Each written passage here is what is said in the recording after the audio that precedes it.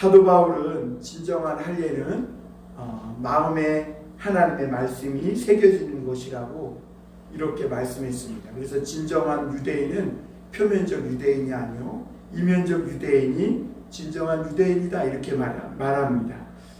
그런데 유대인들은 반대로 이 할례는 이 하나님의 말씀을 인간의 육체의 이 표면에 새기는 것이어서 이 할례를 행하지 않으면 마치 이 율법을 무너뜨리고 폐하는 것처럼 이렇게 생각했습니다.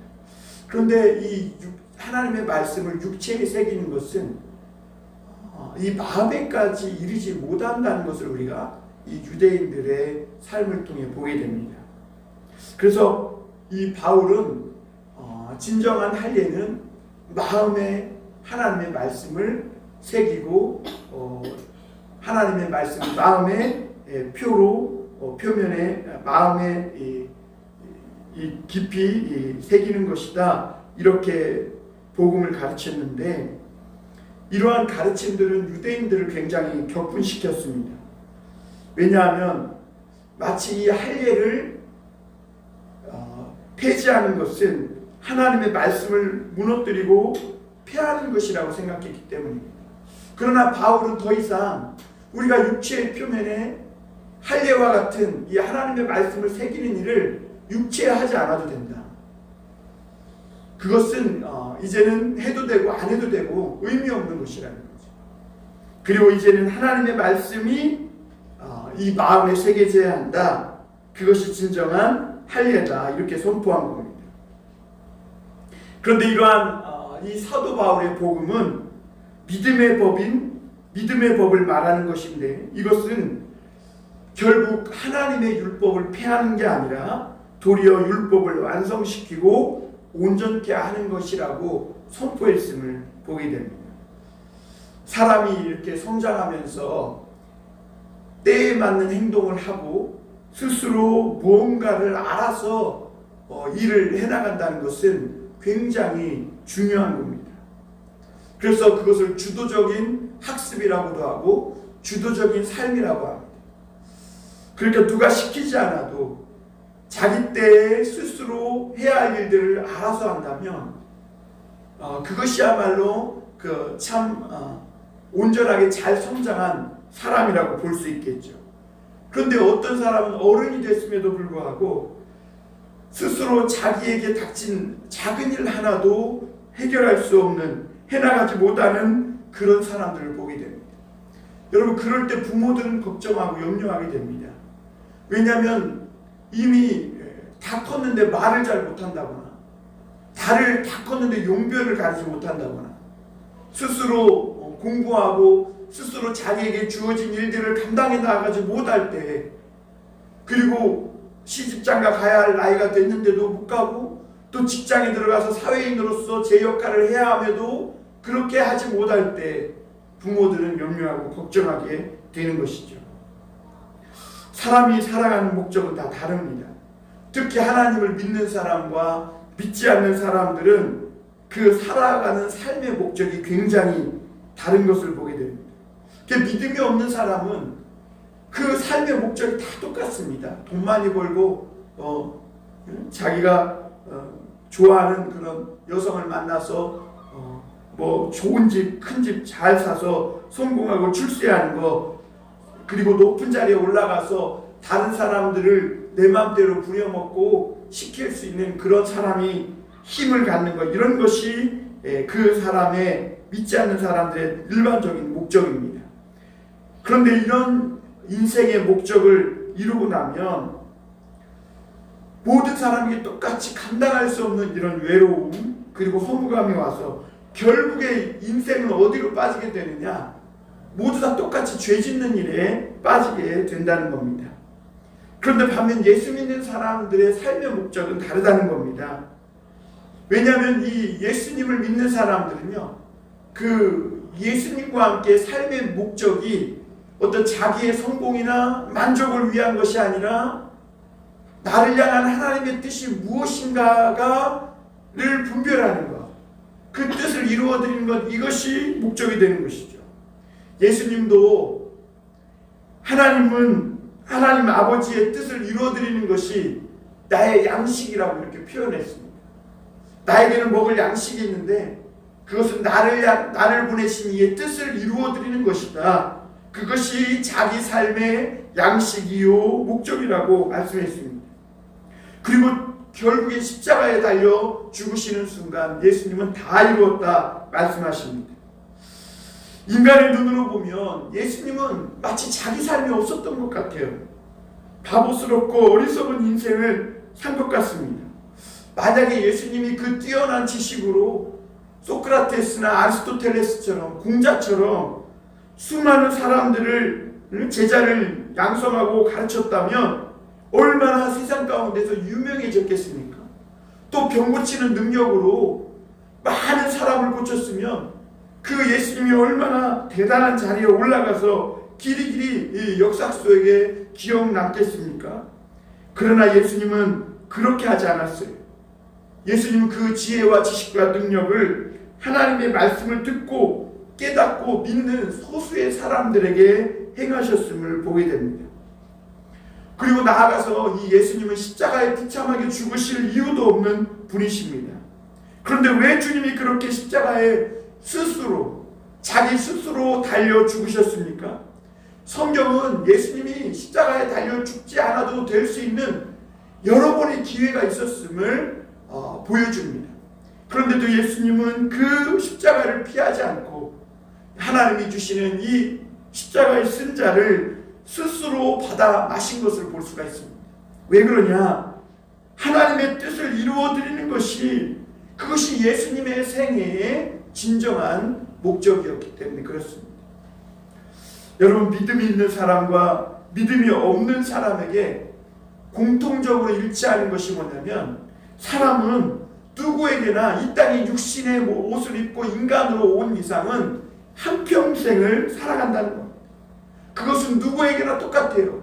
예수님도 마찬가지였습니다. 그리고 또 사람은 누구에게나 하나님의 은적이 있어서 정의감이 어느 정도는 있어요.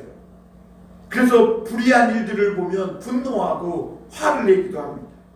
그리고 사람들은요, 이 사람이 가진 지식이나 이 재주가 얼마나 뛰어나고 얼마나 대단한지 모릅니다. 오늘날 사람이 가진 이 지식과 재주가 얼마나 탁월한지 요즘 이 과학기술이나 의학기술이 발전하는 것을 보면 정말 혀를 내두를 정도이고, 그것이 오늘 우리가 주머니에다 늘 넣고 다니며 보는 이런 스마트폰, 이런 것들을 볼 때 우리 인간에게 있는 이 지혜와 지식이 얼마나 대단한지를 보게 됩니다. 그런데 이런 뛰어난 지식과 재능과 이런 정의감을 가진 이런 뛰어난 인간이 한평생 살면서 자기의 성공만을 목적으로 위해 살아가는 사람이 많다는 겁니다. 그리고 대개의 사람들이 그렇게 살아간다는 거예요. 그 뛰어난 지식, 뛰어난 재능, 정말 그 정의감을 갖고 있음에도 불구하고 결국에는 자기 성공과 자기 유익만을 위해서 살아가다가 죄를 범하고 결국에는 그렇게 죄인으로 인생을 마무리하는 걸 보게 됩니다. 그러나 자신을 희생해서 다른 사람을 살리고 존경을 받는 삶을 사는 사람도 있음을 보게 됩니다. 여러분, 요즘 이 많은 사람들이 들고 다니는 이 스마트폰을 만든 이 스티브 잡스는 컴퓨터에서만 가능한 것을 우리 손바닥 위에 올려놓았습니다. 그래서 시간과 공간을 초월할 수 있는 그런 혁신적인 기술을 개발한 사람으로 유명합니다. 그는 세계적인 경영자였고, 그리고 많은 사람들은 이 스티브 잡스를 아직도 잊지 않고 기억하고 그를 부러워합니다. 그런데 이 스티브 잡스가 그렇게 대단한 경영자였고 기술의 혁신가였지만 50대 중반에 그는 암으로 그렇게 그의 인생을 마감하고 말았습니다. 여러분, 이렇게 다른 사람들에게 부러움을 샀지만 결국에는 그것으로 생을 끝내는 사람이 있는가 하면, 어떤 사람은 정말 다른 사람의 행복을 위해서, 다른 사람의 생명과 영혼을 위해서 정말 자기를 희생하며 살다가 존경을 받는 그런 사람들도 있음을 세상에서 보게 됩니다. 그러면 어떤 사람이 존경을 받느냐? 자기 목숨을 희생해서 다른 생명을 살리는 겁니다. 그러니까 자기 인생을 자기만을 위해서 사용하지 않고 다른 사람의 행복과 생명을 위해서 희생하는 삶을 살아가는 것이죠. 그래서 미국에서 가장 존경받는 직업은 소방관처럼 다른 사람을 위기에서 구출하기 위해서 자기의 생명을, 자기의 인생을 바치는 그런 직업에 종사하는 사람이라고 합니다. 그러니까 동서고금을 막론하고 죽어가는 생명을 살리는 것은 우리 인간에게는 너나 할 것 없이 가장 고귀한 것이고 가장 가치 있는 일이고 의미 있는 일이라는 거죠. 그래서 오늘날 모든 사람들이 존경하고 고귀하게 생각하는 인생은, 고귀하게 생각하는 사람은 자기의 삶을 또는 인생을, 자기의 목숨을 희생해서 다른 사람의 생명을 살리기 위해 아낌없이 희생할 줄 아는 이런 사람을 고귀한 인생이라고 생각합니다. 인간은 정말 하나님이 탁월하게 만드셔서 뛰어난 머리가 있고 상상력이 풍부합니다. 그리고 정의감에 불타오르기도 합니다. 그런데 이런 인간을 설명하는 데 있어서 인간이 어떻게 이런 존재가 될 수 있을까? 정말 하나님을 빼고는 설명할 길이 없습니다. 그런데 하나님은 이 인간을 본능대로 사는 짐승처럼 만들지 않고 뛰어난 사람이 되게 했음에도 불구하고 결국에 인간은 이 하나님을 발견하지 못할 때 결국 그 뛰어난 재능, 인생에 단 한 번뿐인 이 삶을 가지고 오직 자기의 성공과 자기의 유익만 위해 살다가 그렇게 인생을 마감하는 사람들이 많이 있다는 것이죠. 그러나 여러분, 그것은 사람이 살아가는 목적이 아닙니다. 사람이 살아가는 목적은 예수님처럼 나를 향하신 하나님의 뜻을 이루는 것, 나를 향하신 하나님이 기뻐하시는 뜻이 무엇인지를 발견하고 그것을 위해 살아가는 것, 그것이 우리 인간을 향한 하나님이 인간을 지으신 목적이고 또 우리 사람이 살아가는 목적인 것입니다. 오늘 우리가 이 사도 바울이 말씀하시는 이 복음에 대한 말씀을 통해서 하나님의 율법은 무엇이고 복음이 무엇인지를 우리에게 깨닫게 해주고 있습니다. 우리가 이미 앞서서 로마서 3장 1절에서부터 쭉 본 바와 같이 하나님의 최고의 법은 율법인데 이 율법 앞에서 정말 의로운 사람이 하나도 없다고 이렇게 말합니다. 왜냐하면 하나님의 율법이 주어졌을 때 인간은 그 율법을 행할 수 있는 능력이 전혀 없는 존재였기 때문에 그렇습니다. 그래서 하나님은 오늘 새로운 한 법을 주셨는데 그것이 바로 믿음으로 말미암는 법이고 예수 그리스도를 믿음으로 말미암아 의롭게 되는 법이라고 말씀하고 있습니다. 중국 위구르에 우주에서 떨어진 운석이 12조 원에 팔렸다고 합니다. 그런데 이런 운석보다 더 소중한 것이 뭐냐면 하나님께서 말씀을 새겨 모세에게 주신 돌인데 바로 율법의 두 돌판입니다. 그 돌판에 새겨진 하나님의 말씀은 아주 간단합니다. 사람이 망하지 않고 사는 길을 하나님은 모세에게 그 직접 말씀으로 새겨서 그 돌비에 새겨서 준 것이죠. 이스라엘 백성은 하나님의 은혜로 선택받아서 그 율법을 어기지만 않고 살아가기만 하며 하나님께서 엄청난 축복을 주시기로 약속하신 것입니다.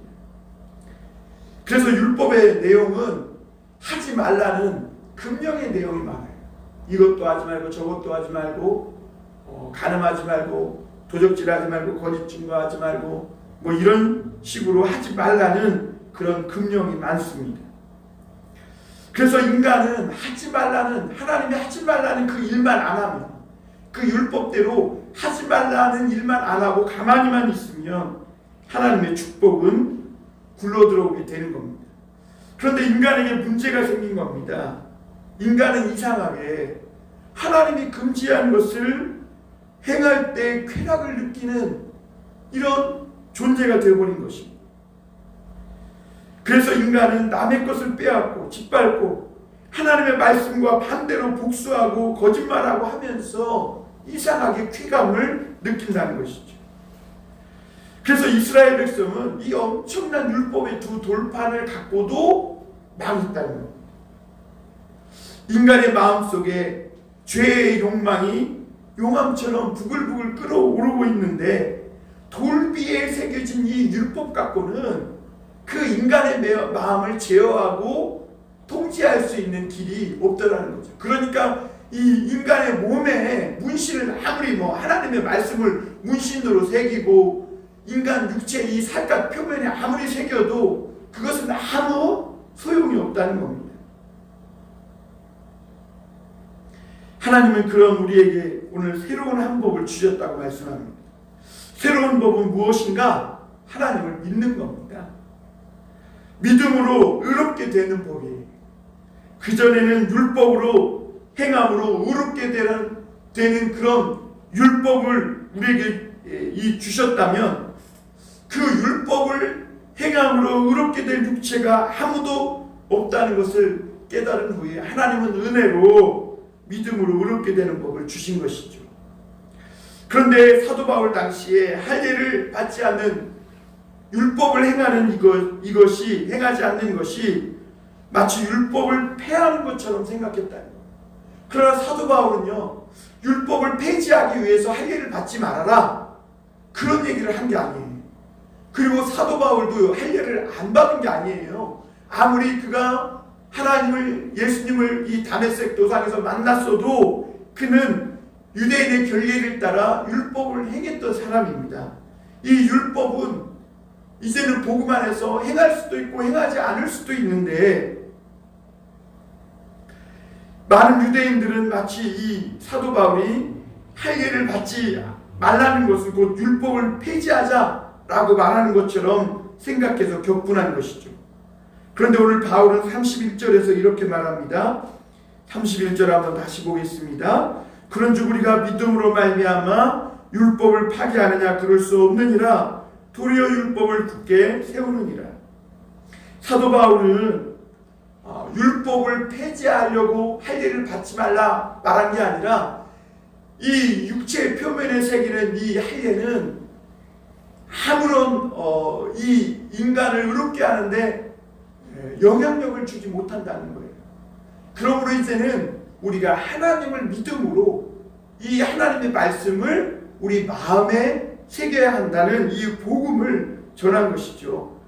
그리고 이 마음의 복음이 새겨질 때, 이 말씀이 새겨질 때, 그때 우리가 전에 이 육체의 표면에 율법을 새겼을 때는, 말씀을 새겼을 때는, 할례를 행했을 때는 행할 수 없던 그것이 마음에 하나님의 말씀을 새길 때는 하나님의 율법을 행할 수 있는 힘과 능력이 생기더라는 것이죠.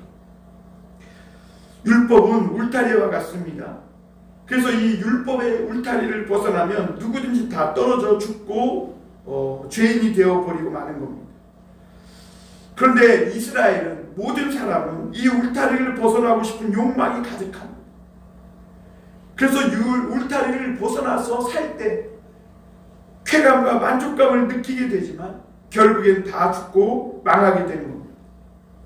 그러나 오늘 말씀에 보면 예수님이 죽으신 후에 이 땅에 오셔서 우리를 위해 십자가에 달려 죽으신 후에 우리에게 새로운 한 법이 들어왔는데, 이 예수님의 십자가의 죽으심을 통해 하나님의 사랑이 들어온 모든 믿는 사람들에게 하나님이 기뻐하신 뜻이 무엇일까를 생각하는 마음이 생기기 시작했다.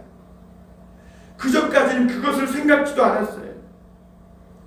그래서 이제는 율법의 강요나 압박이 없어도, 그래서 우리가 실수하고 연약하기도 하고 넘어지기도 하지만 이제는 율법이 시키지 않아도 사람 스스로가, 인간 스스로가 하나님의 뜻이 무엇인지 생각하고 하나님께 마음을 향하게 된 거라.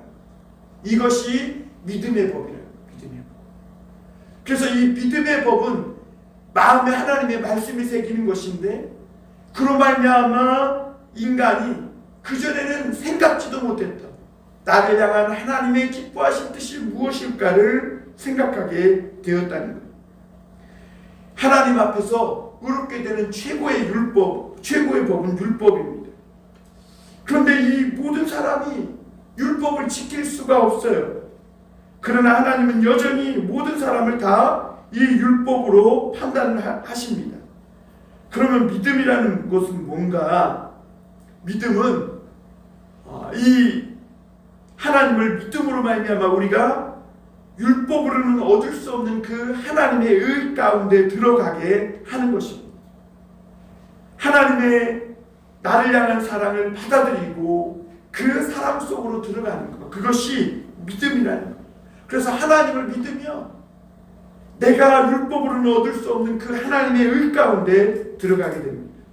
그래서 이제는 우리도 율법의 강요나 억지에 의해서가 아니라 하나님의 사랑으로, 이제는 하나님을 생각하는 이런 마음이 우리에게 부어져서 하나님을 사랑하고 이웃을 사랑하고 생각하게 하게 되는 이런 의로운 존재가 되는 것이죠.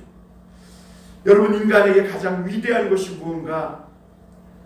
죄로 말미암아 죽은 인간이 스스로 하나님의 뜻을 생각하게 되는 것이죠. 이게 인간에게는 기적인 것이죠.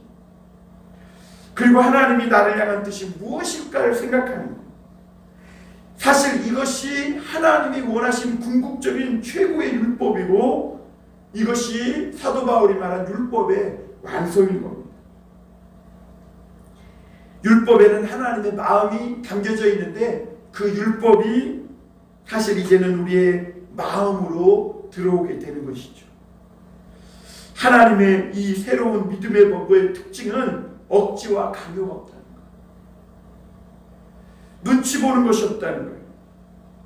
그래서 오늘도 예수 믿으면서 다른 사람 눈치 보고, 다른 사람 눈치 보며 헌금하고 예배하고 봉사하고 그런다면 이것은 복음도 아니고 믿음도 아니라는 겁니다. 그것은 율법입니다. 믿는 자들에게 중요한 것은 뭐냐면 자발성입니다. 그 하나님의 사랑, 십자가에 달린 예수 그리스도를 믿고 그 하나님의 뜻을 생각하는 것. 우리가 스스로 원해서 예배하고 봉사하고 하나님의 은혜에 감사해서 헌금하고 하나님의 성경을 묵상하는 것. 이것이 인간에게는 정말 기적 중의 기적인 것이죠. 많은 사람들은 병 낫는 것만 기적이라고 생각합니다. 그런데 인간에게 진짜 기적은 뭐냐면 죄악된 생각만 하던 자기의 인생을 성공하는 것에만 집착하며 살던 인간이 나를 향한 하나님의 기뻐하신 뜻이 무엇인가를 생각하는 그 마음이 들어오는 것이, 그것이 기적 중에 최고의 기적이라는 거죠. 바울은 율법을 공부할 때 최고였고, 그리고 인간적인 의로운 행위를 하는데도 바울은 앞장서서 최고였습니다. 그런데 그가 예수님을 만나고 자신은 죄인의 괴수였음을 깨닫게 됩니다. 그리고 율법의 완성이 내가 의로운 행위를 많이 하고 최고로 의로운 행위를 하는 데 있어서 최고가 되는 게 율법의 완성이 아니라 예수 그리스도를 알고 믿는 것이라는 것을 깨닫는 것입니다. 그리고 바울은 이제야 그걸 깨닫고 이방인에게 이 예수님의 비밀, 복음의 비밀을 전하고, 이 복음을 전하기까지 많은 고난과 환난을 당했습니다. 그리고 그것이 하나님의 뜻임을 알았습니다. 그래서 바울은 더욱 열심히 복음을 전했고 많은 핍박과 환난을 당했습니다. 왜냐하면 그것이 하나님의 뜻임을 깨달았기 때문에 그래요. 바울이 사는 인생의 목적이 뭔가? 복음을 알지 못하고 죽어가는 그런 영혼들을 건져내고 살리는 것이었음을 볼 수가 있습니다. 여러분, 우리도 사는 목적이 다 같을 수는 없습니다. 그러나 우리는 무슨 일을 하든지 간에 하나님의 뜻을 생각하는 믿음의 성도들이 되어야 할 줄 믿습니다. 운전하면서도 하나님의 뜻을 생각하고, 장사하면서도, 또 회사 직장에서 일을 하면서도 하나님의 뜻을 생각해야, 그것이 믿음을 가진 사람들의 특징입니다. 오늘 또한 우리는 우리를 향한 하나님의 뜻을 생각해 봐야 합니다. 하나님이 무엇을 기뻐하시는지 생각해야 합니다. 가만히 있는 것이 하나님의 뜻이다 그러면 가만히 있고, 또 하나님의 뜻이 무언가를 나를 통해 하고자 하는 것이 있다면 그러면 그것을 믿음으로 행하는 겁니다. 이것이 하나님의 사랑이고 이웃사랑이고 최고의 율법이고 율법의 완성인 겁니다. 그러므로 여러분, 오늘 우리 이 믿음 생활을 다른 사람 이목 때문에 또는 형식적으로 억지로 또는 이렇게 하지 않으면 무언가 큰 해를 입을 거에 대한 공포심 때문에 하지 말고, 규칙이나 규정을 억지로 지켜야 한다는 이런 눌린 마음으로 행하지 말고 하나님의 뜻이 무엇일까 생각하고, 하나님이 나를 향한 기뻐하신 뜻이 무엇인지를 깨닫고 그 뜻대로 행하는 진정한 믿음의 성도들이 되시길 바랍니다.